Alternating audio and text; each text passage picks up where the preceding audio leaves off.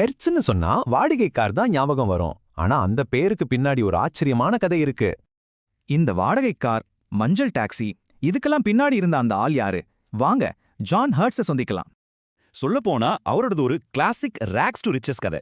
ஒண்ணுமே இல்லாம ஆரம்பிச்சு தன் உழைப்பால முன்னேறினவர்.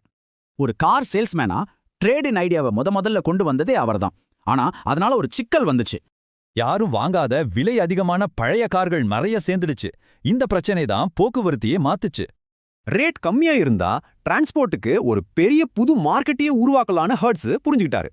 1915ல எல்லோ கேப் கம்பெனியை ஆரம்பிச்சார்.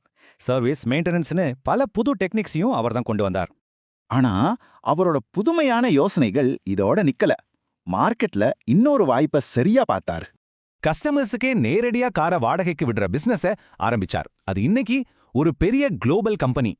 இவ்ளோ பெரிய வெற்றி கிடைச்சதுக்கு காரணம் அமெரிக்கா மேல அவருக்கு இருந்த ஒரு ஆழமான நன்றி உணர்வு தான். அமெரிக்கா கொடுத்த சுதந்திரம் தான் தன் வெற்றிக்கு முக்கியம்னு அடிக்கடி சொல்லுவார். அதுக்கு நன்றி கடனா ஏதாவது செய்யணும்னு நினைச்சார்.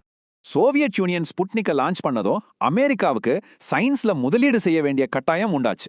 அவர் செஞ்ச இந்த உதவி அவர் தத்தெடுத்த நாட்டுக்கு செஞ்ச வாழ்நாள் சேவையோட ஒரு உச்சம்னே சொல்லலாம். அதனால தான் சொத்தை வச்சு சயின்ஸ்லயும் டெக்னாலஜிலையும் இருக்கிற இளம் திறமைகளை ஆதரிக்க ஒரு ஃபவுண்டேஷனை ஆரம்பிச்சார். செலக்ட் ஆகிற ஸ்டூடெண்ட்ஸ்க்கு 5 வருஷத்துல கிட்டத்தட்ட $2.5 லட்சம் வரைக்கும் சப்போர்ட் கிடைக்கும். இப்போதான் கதையில ஒரு பெரிய ட்விஸ்ட். ஹெட்ஸுங்கிற பேரு பெரிய பெரிய சயின்டிஸ்டோட சம்பந்தப்பட்டதுன்னா நம்புவீங்களா?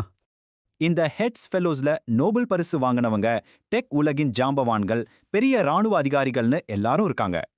இதுவரைக்கும் 1300க்கும் அதிகமானவங்களுக்கு இந்த ஃபவுண்டேஷன் சப்போர்ட் பண்ணியிருக்கு. அதுல 3/4 பேர் இந்த டாப் 5 யூனிவர்சிட்டிஸ்லேருந்து வந்தவங்க தான். இந்த ஃபெலோஷிப் கிடைக்கிறது ரொம்பவே கஷ்டம். இதுக்கான அக்செப்டன்ஸ் ரேட் வெறும் 1.5% தான்.